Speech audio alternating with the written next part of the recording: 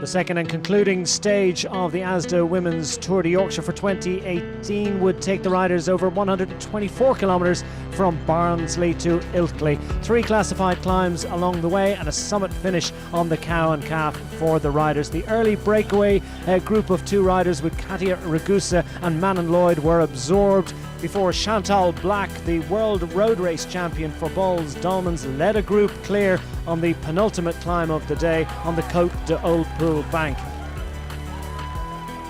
Race leader Kirsten Wild chased on behalf of the Wiggle High 5 team. Ultimately, she would be distanced after a great effort. And on the final ascent to Cow and Calf, it was Megan Garnier of the Balls Dolmans squad that raced clear to glory, taking the stage and overall honours.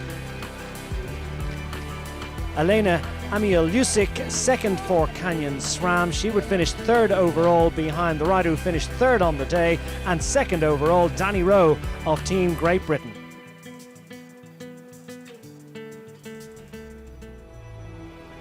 Stage 2 of the Tour de Yorkshire for 2018 would take the riders over 149 arduous kilometres from Barnsley to Ilkley to the race's first ever summit finish on the Cow and Calf. Beautiful and spectacular scenery as always, but for the riders, difficult challenges and several riders coming to grief, all of them getting up and getting back on their bikes. But throughout the day, past the beautiful architecture, and Stefan Rossetto it was who was the most ambitious to make it clear of the group, and he dragged 3 riders with him: Tobin Horton, Garricoits Bravo and Tom Bayliss, forming the break of the day, which took well over 50 kilometres before they were allowed some rope out front. Eventually it would be Rossetto that would survive for the longest, joined up front by a lead group that was whittled down by the series of climbs, just 3 classified climbs along the way, but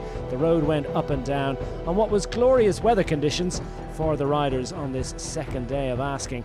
In this year's extended 4-day Tour de Yorkshire, into the final climb and heading towards Otley, it was the BMC squad that were trying to propel the Greg Van Avermaet, the Olympic champion, into perfect position. Serge Pauwels, the reigning champion, would lead the riders into the final 300 metres, and Greg Van Avermaet launched his sprint, but there was no stopping Magnus Cort of Astana, who took the victory at the top of Ilkley Moor.